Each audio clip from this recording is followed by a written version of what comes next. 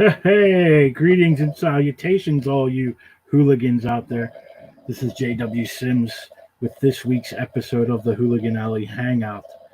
Uh, Coming from my palatial estate here in Blairsville, Pennsylvania, I welcome you all to my lair. We have some special guests with us tonight. We're going to talk about some comics. We're going to talk about some other stuff, probably. I've got some ideas for some other questions, not just about dinosaurs this week, but I'll introduce you to my guests. Our first guest is, and I promised him I was going to murder his name because I murder everybody's name if you've watched the show, Trevor Fernandez.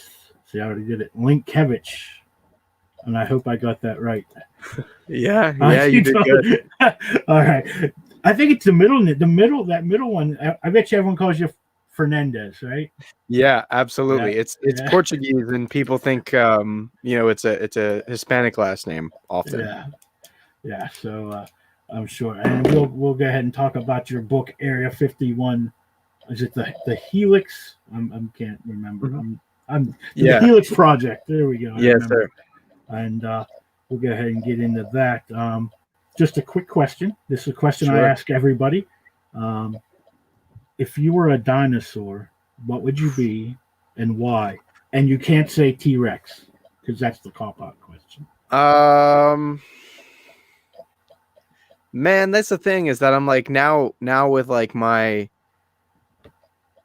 modern head, I'm like moralizing being a dinosaur. So I'm like, oh, okay, I'll be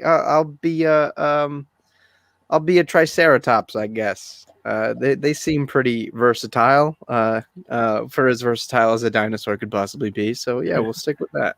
All right, that's probably mine, but I need to find a triceratops that eats meat because I'm not a vegetarian. I don't like vegetables. Yeah, that would be a serious sacrifice. But granted, I think if I were a dinosaur, fillet might be not an option. All right, and our second guest is actually I guess it'd be the second returning guest because last week we had our first returning guest. But we're going to bring in the one, the only, Cara Nicole. How you doing, Cara? I am fantastic. Thank you. Now, see, you were on the show already, so you got to hear the dinosaur question. So I got a different question for you. Okay, good, because Trevor took my answer. See, Trevor. All right. Let's say if you could live in any comic book universe or a comic book series, but you couldn't be the hero or like the peripheral characters, you just had to be a plain old background character, which comic book universe or series would you want to live in? And you can't say your own. Okay, I was going to say Saga because I want one of those TV heads. I'd never have to do my makeup, right? It'd just be like, oh, yay! There you go. Hey, if you want to play some video games on me.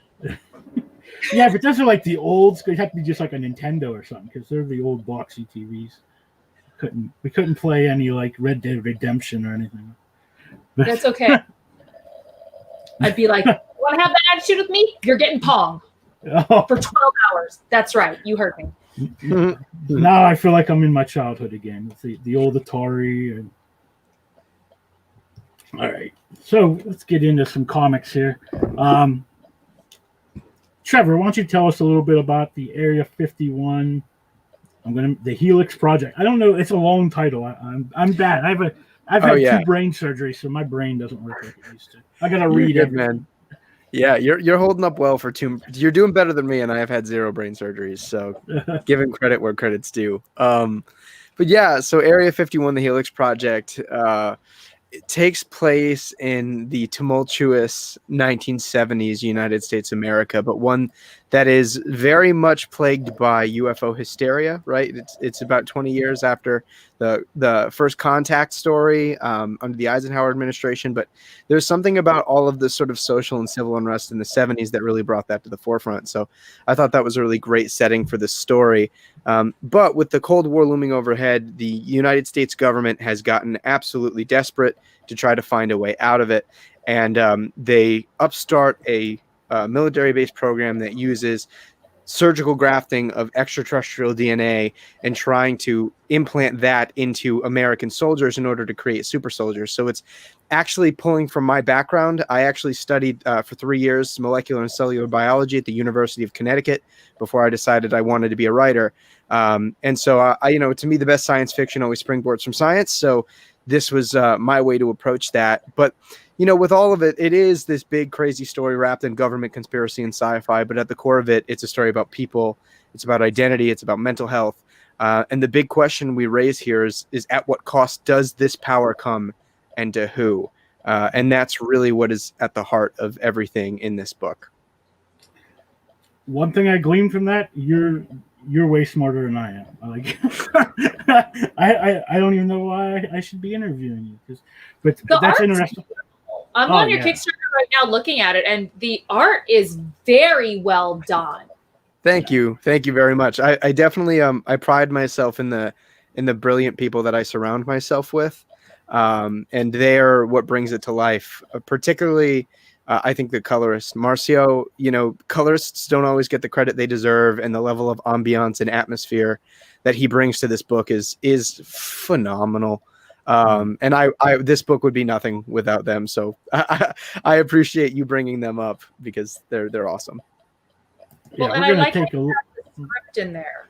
Like that's a really cool touch that you did. Like that's something that I've never seen before in a Kickstarter. So I love it. Thank you. I appreciate that. Yeah, and we're going to go ahead and take a look at that in a little bit, just to show everybody the campaign and where you're at. And I had just backed it just a little bit ago. I know I've seen it. I'm one of those people, I see things shared all over the place, and I'm always like, I got to get to that. I'll get to it. And then while I was checking out, the link earlier, I was like, I never backed this book. And I know a couple of my friends were pushing it, like sharing it on Facebook and stuff. So I thought I'd go ahead and back that. So try to get that funded here for you. You said it's 3 days left on the campaign, right? Yeah. So it ends Monday evening. Yeah. So about 3 days, two and some change. Yeah. Depending, I don't know how Kickstarter does I don't know if it's by like where you live or what. Because I remember me and a friend had. Ooh, there's some feedback from somebody or something backing up. It sounds like. I think it was Cara. The Brinks truck was backing up to her house. But no, I forget where I was at. That beeping set me off.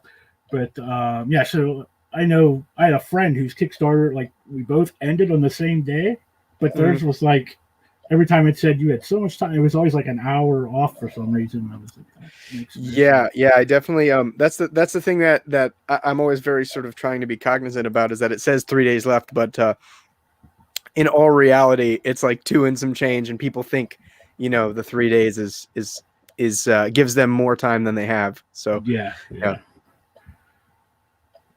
The Cara's coming back now. Sorry.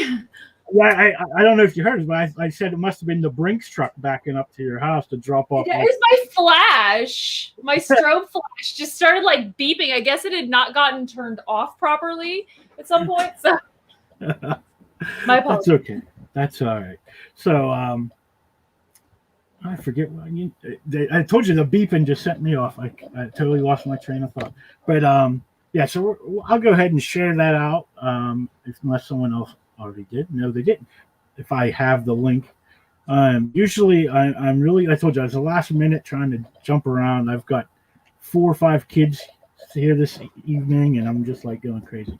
So but we'll go ahead and take a look at Area 51, the Helix project. And let me share that if I can. Here we go. Maybe.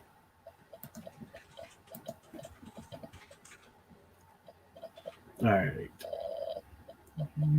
So it's actually gone up a little bit if you want to refresh it. Oh, let's see. Yeah, it's been on since I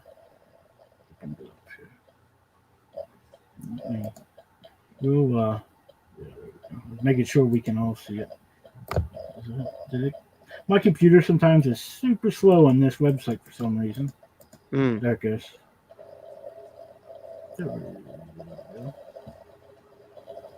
Maybe. It's slowly getting there. Maybe I should have played this. There we. Oh wow, yeah. I think. See, we're like 1,000, a little over 1,050 away. So we're a little less than 1,050. So I mean that's, that's very doable in 2-3 days. So, but I know Cara's saying about the art. Let's go down and come on, roll right. All right.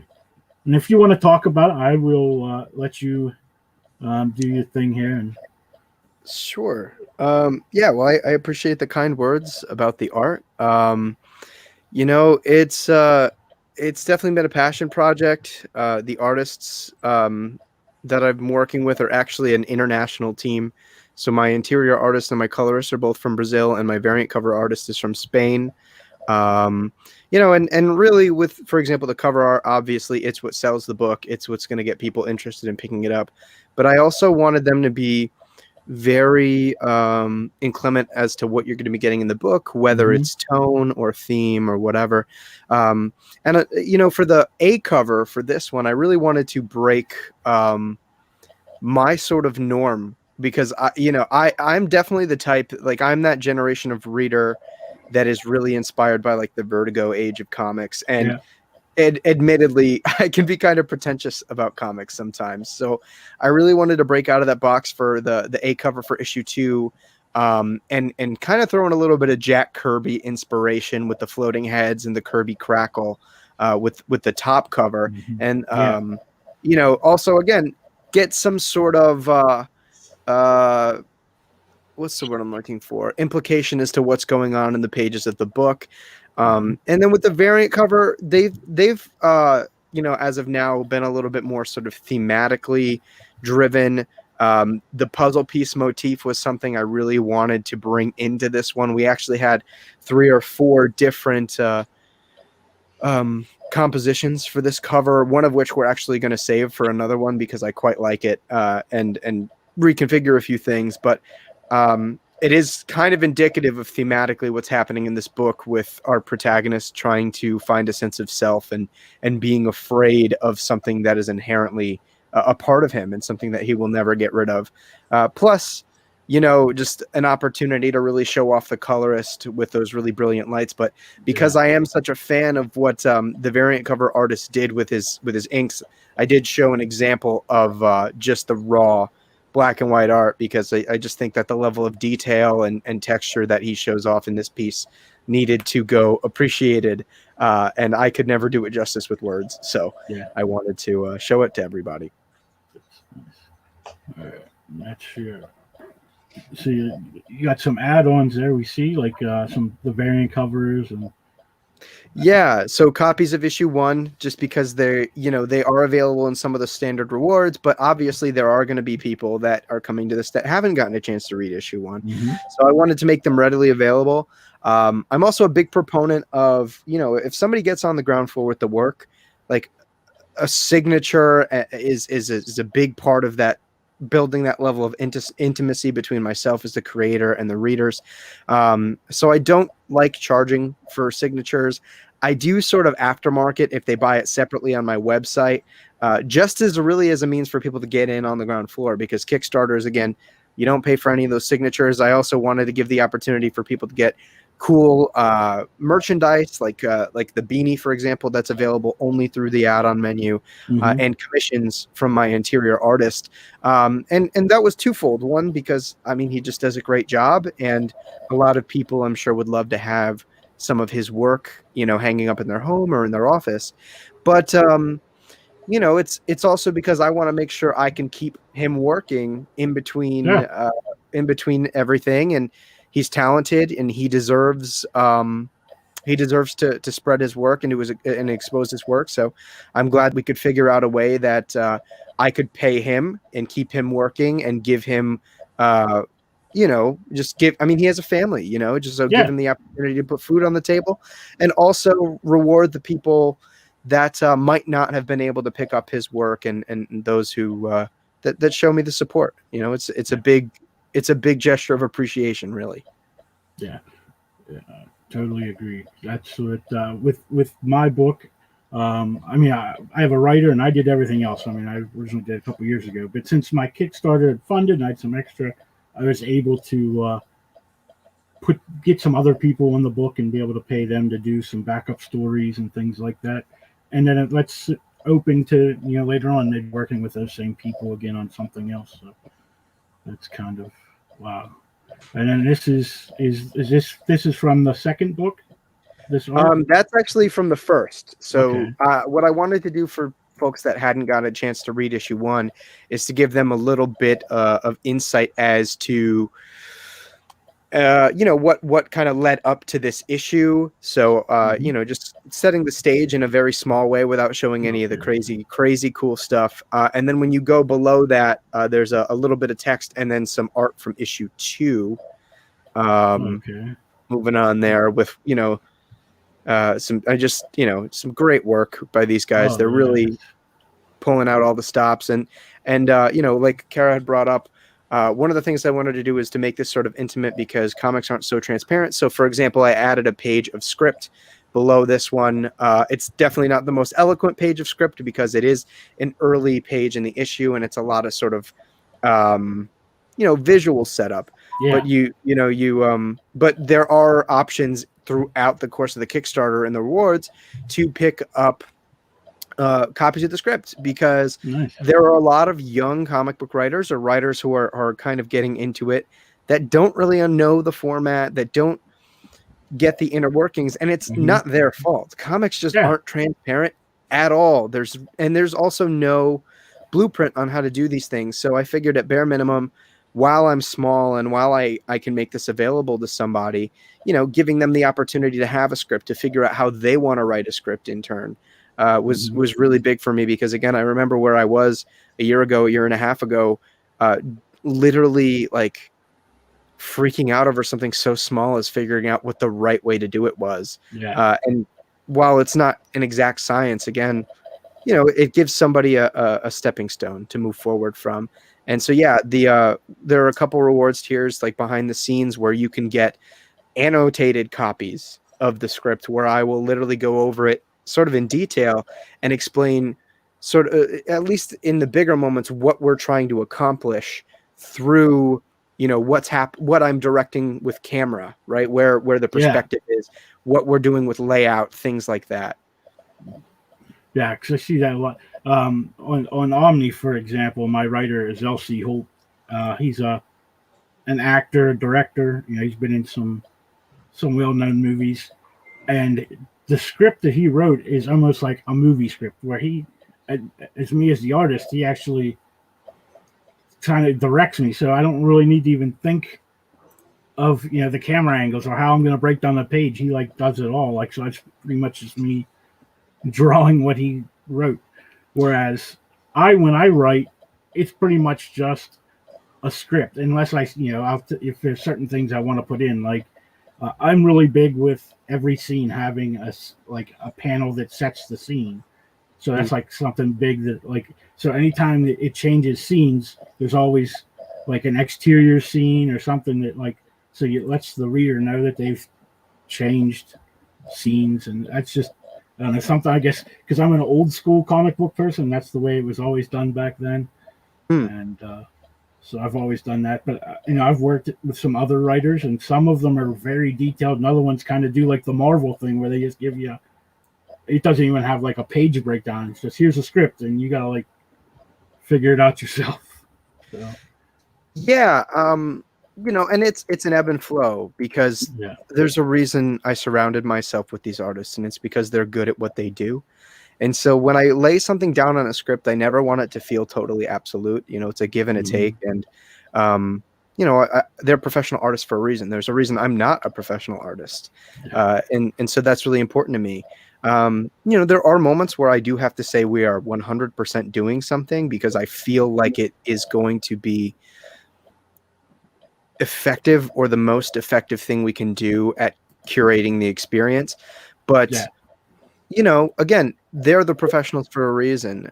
There's actually on issue 2, for example, there's a last page stinger that I laid out a very specific way. And my artist actually, when he sent me the layouts, the roughs, they were the angle and the shot size was different from what I wrote, and I actually liked it a lot more than what I wrote, so we stuck with it. And there's also a big moment in issue 1. As you can see, if you go up a little bit, there are moments where we do complete grayscale, only really offset by the color red for blood, just spot coloring. And there was a moment in issue. Oh no, you were just on it, or a piece of it. Oh. It's a little bit lower there. Oh, so I'm just going over. Yeah, you're going the wrong way. Right below the script page. Oh, right there. All right. There you go. Yeah, I knew I seen it. But there's a moment in issue 1 where I wanted to do it was a particular big moment in the issue, and it reverberates throughout the rest of the series, where I wanted to do some silhouetting, and my artist really didn't want to do it. And that was kind of one of those moments where I did put my foot down, and I was like, no, man, we need to do the silhouette. It's striking. It's going to draw a lot more attention to the moment. It's going to resonate thematically throughout the rest of the book. I just think it's going to accomplish a lot more than not. And we literally got to the point where we did it with the complete silhouette and just the sharp white rim lighting around the figures that we're silhouetting, something sort of in between, and no silhouette. And 100% of the time, there's just nothing made me second guess it, even after seeing the rest. So again, it's an ebb and flow. There's a reason that I'm surrounding myself with them, and it's not just so that they can, follow orders or whatever. It's because I want to collaborate with them, and I want to create something, a product that is better than the sum of its parts. And I think that's something that we've done here. Yeah. I really like. I'm a big black and white fan. Like, as long as it's done right, because I've seen some where people try to just, I guess, grayscales. I mean, I see people just do black and white, and it's just like, it just looks like you couldn't afford a colorist. But when it's done for a reason, I really like it. And I think that happens with pretty much anything. When something cool happens that could be considered more spectacle, I think that it is only fitting if it accomplishes something that you need in order to curate the experience, whether it is to evoke tone or to give you a sense of character or what have you. And when you do have things that are just for the sake of doing them, just for the sake of the spectacle alone, I think that it becomes a lot more short-lived. It's easily forgettable. And so, one of the things that I wanted to pull into this was just being very deliberate in the choices that we made. One of my biggest influences is Alan Moore, and I will never be as good as Alan Moore, but I can always try to be. And in that journey, in that effort, I think I'll continue to get better and better. And one of the things that I love about him is that level of deliberation where everything matters, right? How the character is behaving, how the background is acting to frame the moment, how the layouts are happening, what colors are we using sort of symbolically or to set up a sense of tone. It's all again a part of curating the experience. So I never wanted there to be much, if anything at all, that was not thought about before it was laid down on the page. Yeah, I understand that. Makes total sense. Because, I started out as an artist, but I'm probably better known now. Like, I do a lot of coloring. And that's one of the first things you really learn is coloring is not just coloring a coloring book. A lot of people just think, oh, that's easy. You just color it. Yeah. And it's not. Like, you really have to think about because the tone of the page, and like a lot of times I'll get hired to color something and they'll just send me the pages. I was like, well, can I get the script? And they're like, well, why do you need the script? I was like, well, I need to know what time of day it is, what's going on. Like, you just send me a picture and I could color it. I was like, I don't know if what race this person's supposed to be, or Yeah, that's really weird that somebody would actually ask you to color the book without giving you the script. A lot of times it was like that. I would have to say, hey, can I get the script? Can I get the script? I mean, Well, they Oh, should wow. also be sending you all the character sheets as well. oh, I never even get those. Like I'm going to tell you, there's a book that I've colored. But when I got the book at first, I didn't get the script, and I said, hey, do you have any color direction? They're like, no, just do it the way you want. And I'm like, okay. That's when you bust out the Crayolas. Yeah. I'm like, all right, I will design these characters however I want then. And amazingly, throughout the series, they've stayed the same. So it's like, well, I must have done something right that he kept these weird colors that I colored everything. That is so odd. That is so odd. I don't understand it, honestly. Yeah. Because, like, I mean, the colorist is such a huge part of setting up atmosphere, and atmosphere. I mean, for all intents and purposes, and I know some people hate it when you use like direct movie terms in comics, but I'm going to do it anyways because I do it all the time. But like, they're the cinematographer, right? Like, they're the director of photography. So that's so big. So for somebody to not give you the script, because even if they don't give you specific coloring notes, if they're a good enough script writer, you're going to be able to pick up on things that they need emoted in order to best curate their experience, and you're going to make independent choices. Yeah. So yeah, that just makes me bat an eye. No, like this page that's on here right now, like just for an example, how it's a very cool colored, blues and greens, and it sets that tone where it's like this eerie kind of thing. Now, if the colors would have came in and made these lights like bright white or orange or yellowish, and this tank back here, like a different color, and then the light reflect, it would be a totally different feel. It'd be like a very bright and like a totally different feel to that page than using those cool like eerie colors. And so yeah, and the great thing about Marcio, and one of the things that I'm really happy to have learned about him throughout collaborating is that I don't need to be overly descriptive. I think because I can be very specific in what I'm looking for, I can't. I am the type that I think somebody would expect to write an overly wordy comic just from meeting me. But one of the big things that I have always prided myself on, or at least up to now, is that the script has a lot of words on it, but you're not going to see most of them because these artists are going to do a lot of the storytelling visually, and we're going to be efficient. And at that point, that if I do have words on the page that is covering any of the art, which I'm avoiding, that it's going to be purposeful, right? That it's going to have meaning behind it, and that it's going to be accomplishing something that the story needs. So, that's really big. And like I said, the great thing is now that I've worked with him on 2 books, I know that I can kind of pull back a little bit. I can give him a sense of what I'm looking for, and I don't have to be overly descriptive about what I'm trying to convey metaphorically, because he knows what needs to happen. And that's brilliant. Like, and I guess I'm so happy-go-lucky about it because I am a young comic book writer. I'm 23. This is the first book I've ever published, and there's a lot to learn. And I've also felt like I've learned a lot between these 2 issues. And the beautiful thing about collaboration is you begin to get in sync with your creative team, as I'm sure the 2 of you are both intimately aware of, and you begin to produce better and better artwork more and more effortlessly.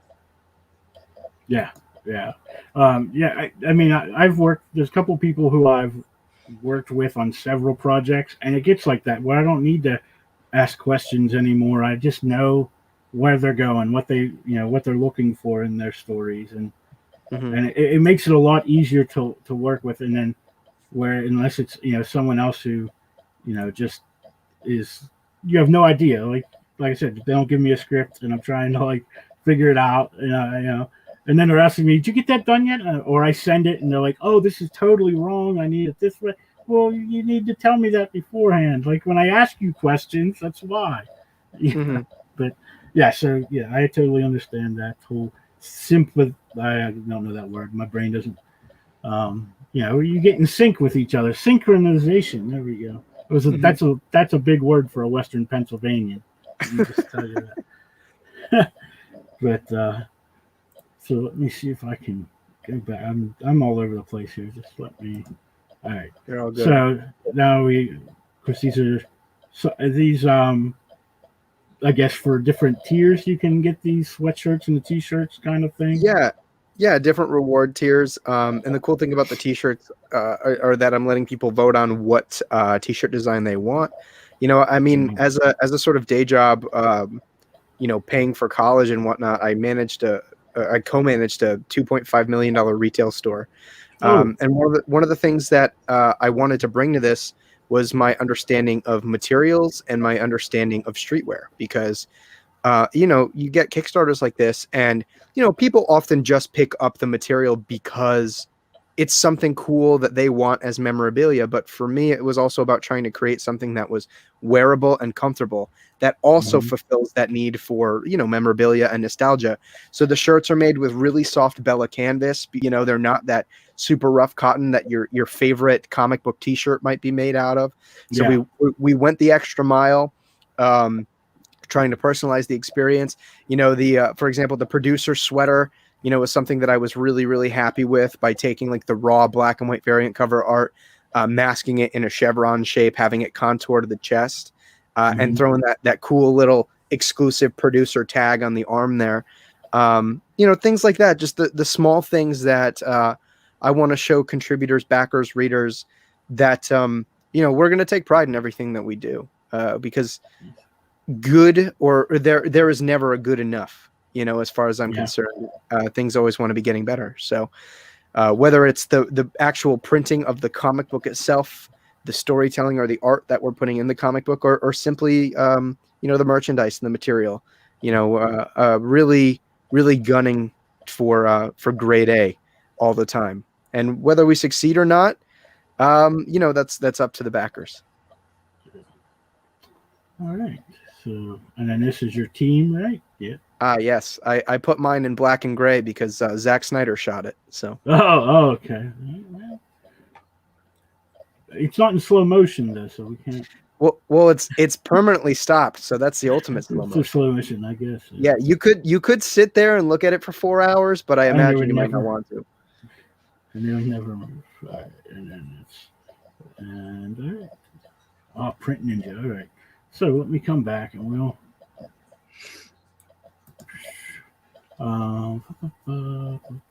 maybe I'll be able to do this. I don't want just me. There we go. I don't want just there. There we go. That's better. Yeah. So I mean, that looks like it's a very, I don't even know, detailed Kickstarter there. I don't even know what else to say. Like, I mean, it's really good. You know, it seems like, you know, you have, you know, the books. My big thing, like, 'cause I always end up finding the book after the first one. You know, so I'm always like, son of a nutcracker. I need to you know, get the first one. And I was glad to see that, you know, you did have the catch up tier. So that's obviously the one I got. I'm not big on digital stuff unless it's just like I really want to get it. I just don't have the money. So I'll buy like the digital now and I'll get the physical later. But that was, I was glad that we had that. And it's not like $1 million. I've seen other people with the catch up tier and they're charging you know, that $20-$30 for 2 books. I'm like, I don't think. Yeah, that was a really big thing for me because you know, I'm also a fan. I'm a reader. I spend money on comics every Wednesday or Tuesday when you buy your DC stuff now. Yeah. But I mean, I've been accused of not paying myself. Like I'm not looking to pay myself. I'm looking to build a career and I'm looking to put out a product that I like, you know. These books, you know, they're all printed on thick stock, premium quality gloss, 24 pages of interior art with no ads, right? Like, I'm not bullshitting you and saying it's a 24-page book when it's only 20 plus ads. I'm doing my best to provide value. And even if for whatever reason that you don't like, you know, if you don't like the book, you know, you have a shelf-stable product, but I think you're going to like the book. You know, it was made with a lot of thought and a lot of passion. And, you know, the artists bring a really high level of craft, literally down to the lettering. You know, my letterer, Taylor Esposito, is one of the the guys on the top of the list when it comes to the industry right now. I mean, him and Ghost Cliff Studios are well known. He's worked as a staff letterer at DC. He's worked for Marvel. He's now one of the lead art designers at Heavy Metal Magazine. Nice. So, when it came down to it, I knew enough to know when I knew nothing. And so I surrounded myself with the people that knew what they were doing. And that was really important for me. And again, delivering a product that is high quality, because we all hate when you're reading a book and you turn the page and it rips because it's so flimsy. Yeah. Or you try to put it up on a display and next thing you know, something's bent or creased or whatever. So, I'm charging what the industry standard is charging for a higher quality book in terms of the physical print. What they think about the actual contents is going to be up for debate.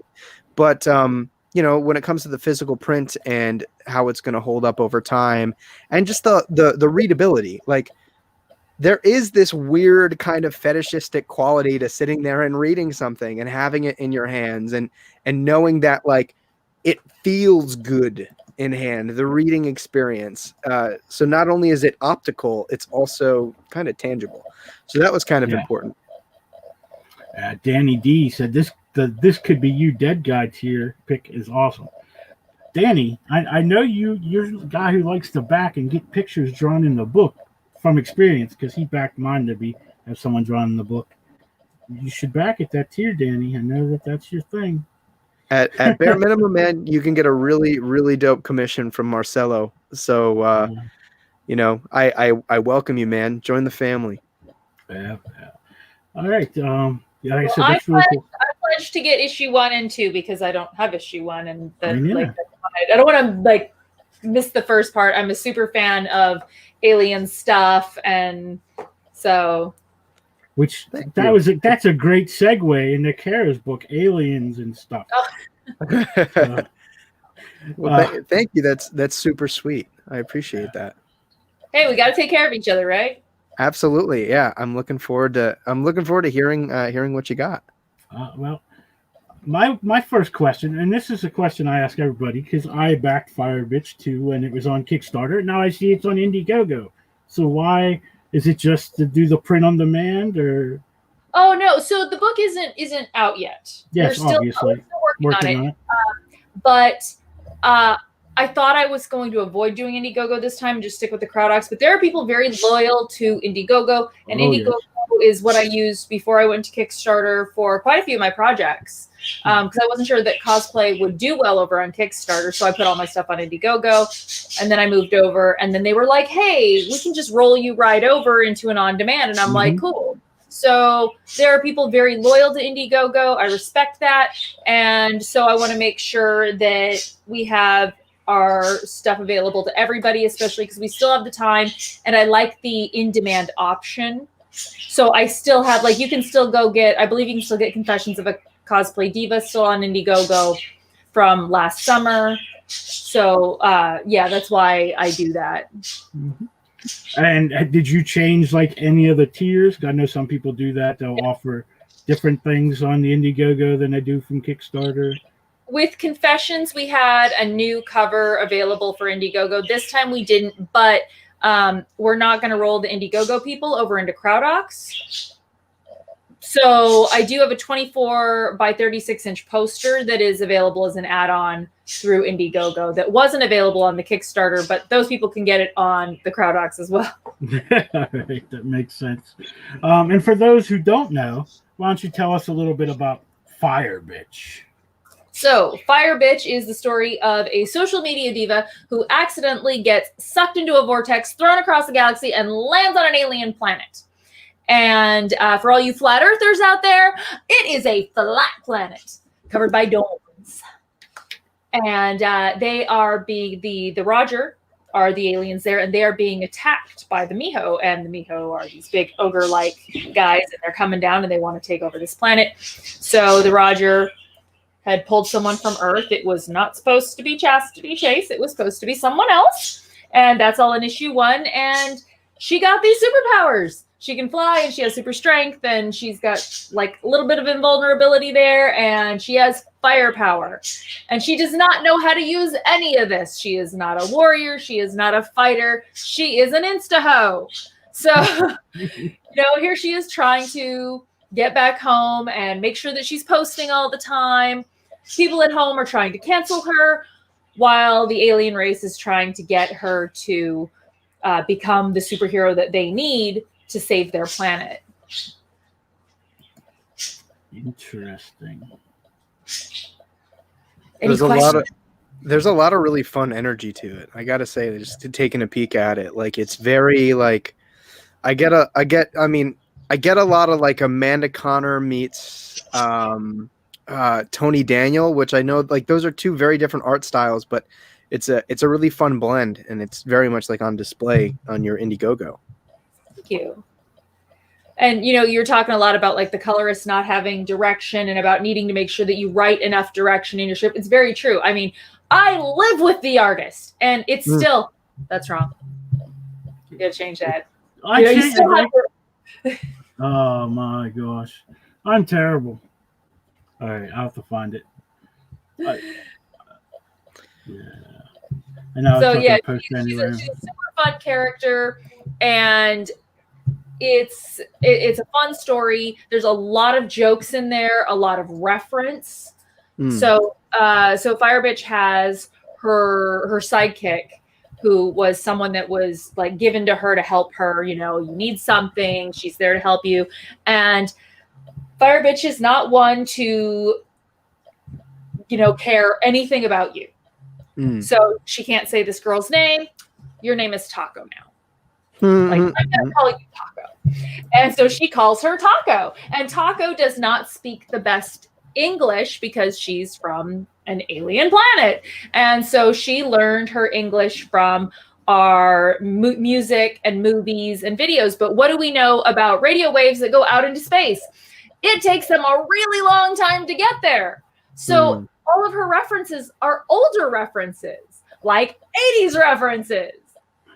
So we did an unofficial soundtrack, which was a Spotify list of a lot of songs that we liked last time for issue 1. Issue 2, we've got our own soundtrack with some original music that we wrote and performed. We've got 3 music videos out for that currently. And then we've got a few more songs that we wrote and created on the album, plus some really fun covers that we did on the album as well. All right. And did I get the right link that time? I think so. Yes. I actually went and got from the Indiegogo this time. Oh, did you? Yeah. I'm like, I'll have to. I get so many links, and then I'm like lost. No, I understand because I also sent you the link. I shot some covers for. I do a lot of cover work for different creators as well.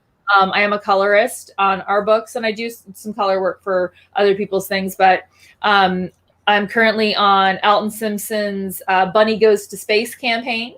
I've got 3 cosplay covers out for that. I'm on Jim Noble's Totally Rad Life Kitty Banger. I just finished up with Bianca Thompson's Dead Diva card set. I had a stretch goal collector's card in there, and I'm going to be on her new set, her Back to Retro set as well. So I'm always doing something. Always doing something. And who knows? This summer cons might be back. So they're starting to come back. So you got to balance it all out really well. But yeah, I'm really excited about this campaign. Our last book was 32 pages. And so this one, we added a few more pages because I never shut up. So that's one way to put it. Yeah. So like I said, in this issue, she's learning how to fight.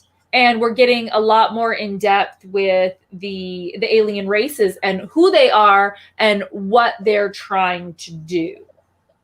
So in issue 1, it was a lot of like, oh, look, we're the nice guys. And over here, it's like, oh, we're the bad guys. And now we're starting to find out, well, who really is the good guy and who really is the bad guy. And then you've got this like dippy girl in between it all, just trying not to break a nail. Oh, that's great. I'm just interested in see how she's going to use her powers for Instagram. That's the whole. Like, we addressed that. In issue 1. They tried to cancel her because, that's what these girls do to each other, right? And it's interesting because I work with Alfred Trujillo, and I find that he's a little too nice to women. And I'm like, oh, I know what's up. I know what's really up. Yeah, I know what she said about that person over there. I know what she said, and I mean, Chastity is not a totally mean person. She's just very like self-absorbed. Fierce. She just cares about herself. She's worried about her nails and her boob job and her, and don't touch my face, don't mess up my face. If you recall in issue 1, she started just making demands.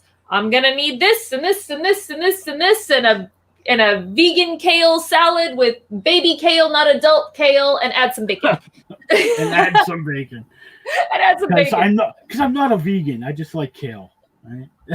Right? It's all of the things that are popular for the times. She really doesn't care about other people. She's worried about her wish list, and that's one of the things that I really love about this story is because now she's on this alien planet, and most people, I'm on this alien planet. I want to know who you are, and I want no. This girl's like, yeah, I'm gonna need that, and I'm gonna need that. Like, she does not care at all that these people are aliens. She's just doing her thing. So I want to know, how good is the Wi-Fi on that planet that she can still use Instagram? We actually do address that as well.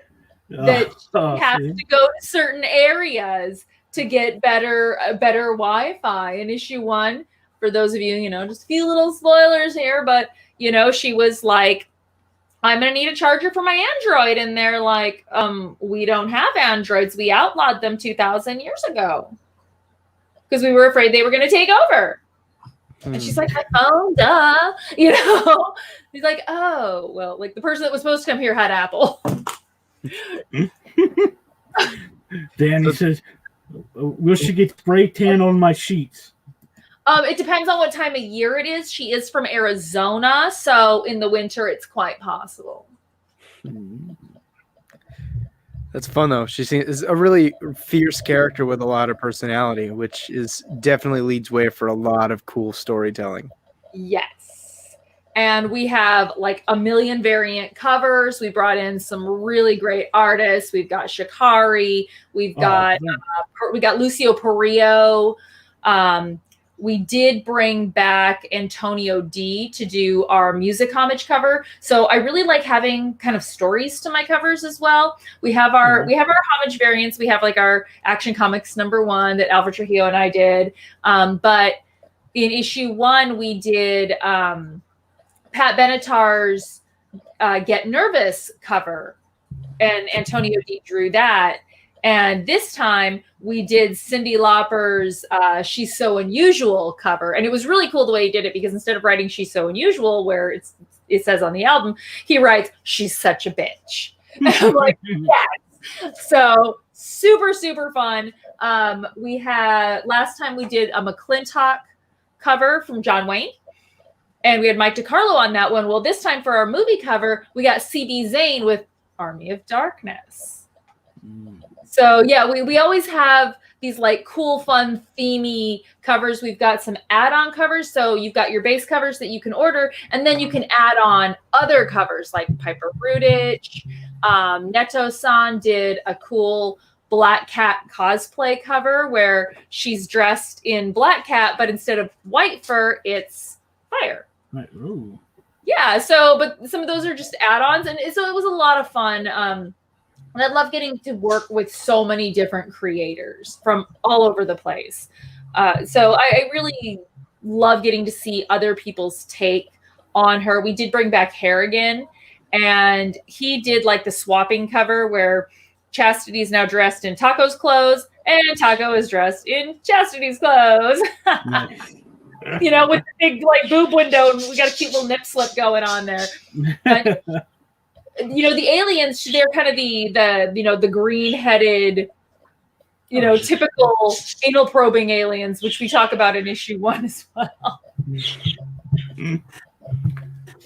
And of course, you have the mandatory look like. Let me see. I got to go to it now. I forgot the Steph Wilson cover because. Oh yes, we have a Steph Wilson Naughty Nice cover and a Wendy Shaner Naughty Nice cover. It's like if you have a book that has a woman in it, you have to have a Steph Wilson cover. It's just. I told him, I said I created a female in my book, so in issue 3 I can have a Steph Wilson cover. Damn right. So we have a body pillowcase that you can get too. And it's a naughty nice. So you have the nice side, and then when your mom leaves the room, you turn it over to the naughty side. Oh. Well, it cons that would probably sell really well because I see those pillows. It's not cosplay, it's an art piece. Well, I'm just saying, I see those anime pillows, body pillows being sold all the time. So. Oh, and then we have a jeweled edition. So, yeah, it's called Catching Fire, and she's got this beautiful gown, and it has Swarovski crystals that were put on by Shannon Galarnow. She's the same jeweler that works with Mendoza and Polito and Tucci. Oh, yes. So yeah, she does beautiful work, and so I wanted to do a lot of like boutique books. So that's kind of the direction that we went, and we've got just a lot of different options. And then we did a special issue 1 cover for this one as well. So if you didn't get issue 1, you can get the special issue 1 cover that we made for this one. Sleeping snug in Harry's. Well, here's the secret: is I'll just get inside the pillowcase. Shipping would be insane then. Yes, and that's why you're only getting the pillowcase. And oh, right. So I'm super curious, Cara. Did all of this start? Did you start as a creator and move out into cosplaying and all of these other different sort of performance talents, or was it the other way around? Did you start with the cosplaying and the performance talents and move on into comic books? So it kind of moved really quickly. I always read comics when I was young, when I was in school and, that sort of thing. And so I was, your normal run of the mill head in the toilet nerd. And then I started doing cosplay when I found a local little charity group that wanted to start up a cosplay group and, do little events, Toys for Tots, and we did movie premieres and all these fun things. And then after Phoenix Con, I worked for, after Phoenix Con in 2011, I worked for Marvel Comics actually at San Diego Comic-Con. So I worked for them. And then I started meeting more creators and more people. And I worked with Bianca Thompson, who is she's a sketch card artist, and she has her own comic book line. And so she was actually the first creator that I worked with who brought me in as a cosplayer to work with her. And so that was really cool. And then I did my first cover with Jesse James Comics. He put out a Women in Comics art book. And one of the variant covers was a cosplay cover. So that was really cool. And I just kind of snowballed from there. But I did put out a book in 2012. It was just an ash can. We all start with that ash can. And it was called Nixed. And I worked with Coop Bolton from Mecha Nerfer Comics. And we became super good friends. And we put out this book about a cowgirl who fights demons. And so he drew that and I wrote it, and we did it together, and, we put it out, and it just kind of snowballed from there. I started getting hired on by different creators and started working with Alfred Trujillo, and that we just kind of started evolving from there. I did spend the majority of my time in cosplay, but I did do some editing and some writing. And I want to say about 6 years ago, I started coloring. That's super cool. I really like how non-traditional, that sort of pathway into creating is, because I feel like that's gonna show in the work. That perspective is going to be different and fresh and something that you're not going to find elsewhere, because you have that audience of people that was just like, I am fan, I try to write comics, and that's how we go. But coming in from, I am fan, I'm going to cosplay, and that sort of moving into you shooting for covers and moving into you actually being, the person behind the pen or behind the typewriter, behind the, computer now, is kind of great. And, I definitely commend that. Thank you. Yeah, it's a lot of fun, and you get to, it's really cool to be able to cosplay your own character. That's got to be cool. That's got to be like the ultimate gratification. Well, and one of the things that I love best about it is when I work for someone else, I'm always worried about bringing their character to life the way that they want to see it. I always want to do it justice. If I'm doing something for fun, I can kind of do what I want and get away with some, creative. But when you're working for someone, you want to make sure it's done right. You want to make sure that they're happy with it and that you do a good job, creating their character to their specifications. And some creators just make things that are absolutely not wearable. Like this does not exist. So like I can't have things floating and stuff. So being part of the creative process in my own book, I can do what I want. And if I want to change something or make a variant costume or do whatever, I can do that. Because who's going to stop me? Me? Well, it just means you have to make a different costume now. So. That's true. That is true. But there's variations. You know what? If it's cold and I want Fire Bitch to have pants, then guess you don't wear pants. If you notice the jacket and the pants, I've got the jacket and the pants for the rocker version. And the thing is it's not posing, because we actually do have a song called Fire Bitch that's a rock and roll song that we wrote for this, so it all just kind of goes together. Oh, excuse me. Been a long day, let me just tell you. I think it's long for all of us. But check out my music videos on my YouTube channel. Or actually they're on the campaign as well. You can just click on them from the campaign. We've got 3 up right now. We've got Fire Bitch. We've got Fire Goes On. Fire Goes On is a synthwave type of song with like a real 80s feel. And then we've got Social Media Diva, which Alfred Trujillo wrote and is absolutely hilarious. I was really hoping that I could get more like cosplay models and, cosplayers into that, but they don't want to. It's true. I think you're starting to see more and more of that too, especially with like AWA, that newer comic book publisher that Axel Alonso started up. They're doing like photo variants and or taking or photoshopping real photo images into comic book images for covers that I've seen. So that's definitely got a market, and it's burgeoning now. So it's really cool that you're making that sort of one of the forefront pieces of your book. Well, it's just like the most convenient, because I'm already here and we got the equipment and, Confessions of a Cosplay Diva was all cosplay covers, except for one. We had a Billy Tucci cover. Billy. He's a good exception to make for the rule. Yeah. And there's another thing that's good. It's Cara. I'm sure if I did a cosplay cover, no one's going to buy it. So. Put on some pasties, you'll be on. Yeah. All right. Well, we've gone just about an hour. By the time we wrap it up, it'll probably be our hour. So I want to thank you both for coming on. I'm just going to let you one more time. Just let the world know where we can find you and what's going on. And we'll start with you, Cara. You can find me everywhere. I'm on Facebook, facebook.com/azpowergirl, Twitter, Instagram at azpowergirl, YouTube at YouTube/the AZ Power Girl.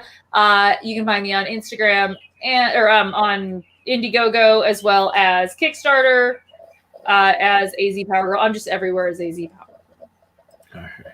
And you said that you're still working on the book. Do you have like a time frame or where you think? Yeah, we're looking at shipping in May. Nice. Because I'm waiting to read it. So, thank you again for coming back on the show. Like I said, you're welcome to come on anytime. We're always hanging out, just talking comics. So, thanks for coming. Thank you. All right, Trevor. We're back to you. Well, didn't get to say it because she got thrown backstage, but it was a pleasure meeting you, Cara. And I'm definitely going to be checking out your Indiegogo for myself. Yeah. So sorry, just wanted to get that in just in case she happened to pop out of the backstage. Yeah. And where can we find you? Your social medias and all that. Sure. Good stuff. Yeah. So my publishing company that I started is called Pocket Watch Press. You can find me on Instagram and on Facebook at Pocket Watch Press. Unfortunately, it is one character too long for Twitter, so you're going to have to type in P Watch Press. But I believe if you type in Pocket Watch Press, it will come up. And all of this actually started because I started reviewing comic books with a very sort of analytical and my peers will say surgical mindset. I also offer discussions that I think are evergreen and really sort of in depth. So if you want to check those out, you can find me on YouTube at Dark Knight Nation. We're actually just about to cross 700 subscribers. Nice. On Instagram at Dark Knight Nation, on Twitter at Dark Knight NAT25. But I would definitely urge you to check out the Kickstarter. You go on Google, type in the Helix Project. It'll definitely pop up within one of the first couple searches. You want to look for the issue 2 campaign. The issue 1 campaign is done, but you can find issue 2 and grab it through the Kickstarter to issue 2, readily available, like Jim had said.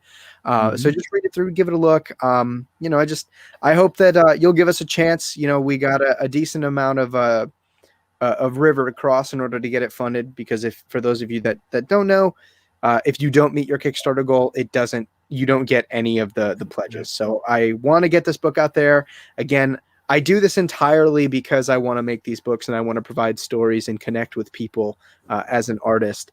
So, you can see the full budget breakdown all the way at the bottom of the Kickstarter. If you can see, again, there's none of that money goes to me. That all goes into the book. And all of the money that I've invested has already gone into this one. So all the money that I receive now goes into the printing of this book and into starting art production on issue 3.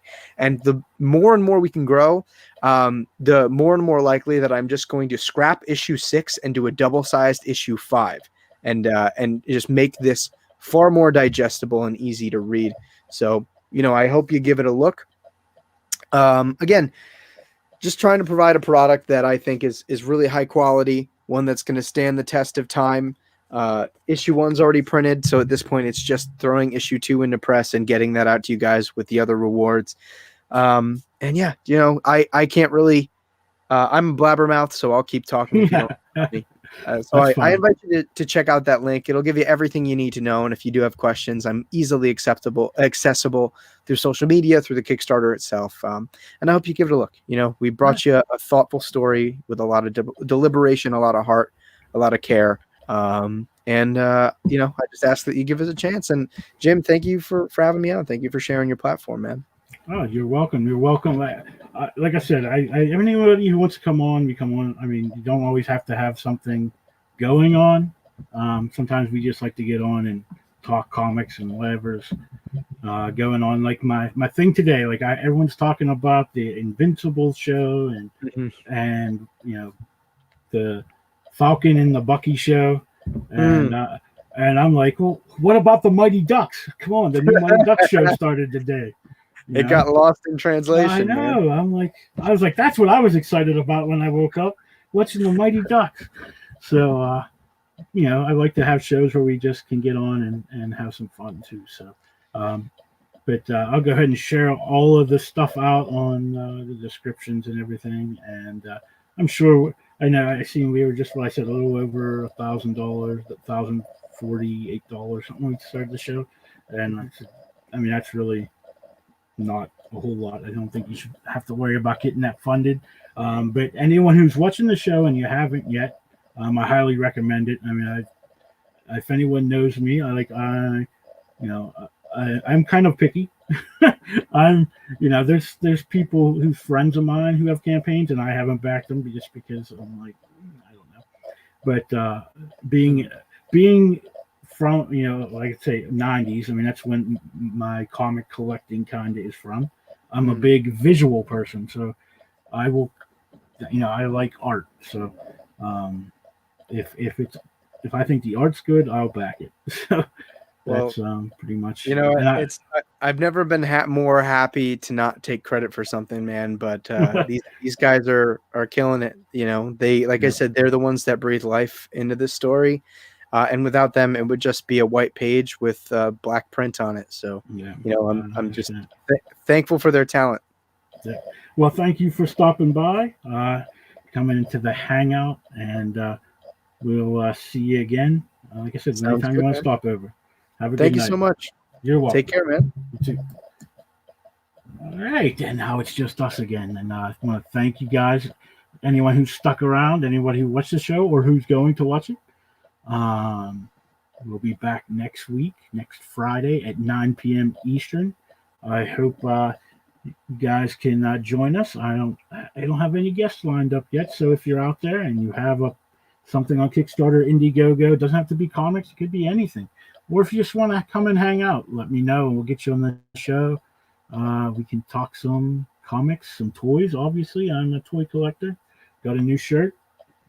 Yeah, I'm not afraid to say I wear a Scarlet Witch shirt. And, let's talk about anything. Get out there, read some comics, have some fun, and be good to each other. Good night.